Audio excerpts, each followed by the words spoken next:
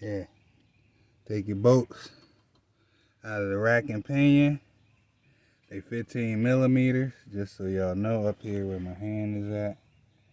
15 millimeter on each side. Over here, right there. And then just take your steering knuckle loose. Make sure you mark it so that way you'll know where to put it back at. So that way you don't lose your alignment as well. I marked mine with gold, so that way I'll be able to see it. And I took this loose from right here, so that way it can bolt up right there.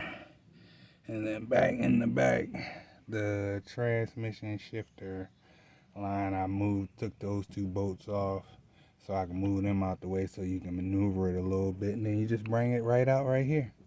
Real quick and easy. Now I'm getting ready. Shove it back up in here. And don't forget,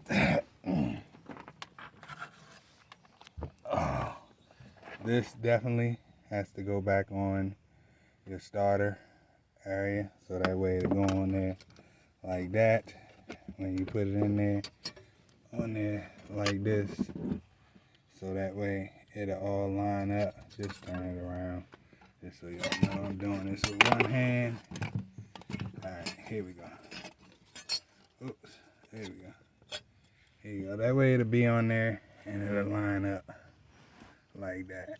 So that way you can go ahead and have your little shield on there. Okay? So you don't have to break your shield. You don't have to cut it. None of that. Yeah, exhaust shield.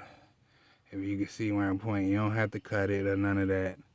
And just like I said, 2, 1, and 2 back there. And your steering knuckle.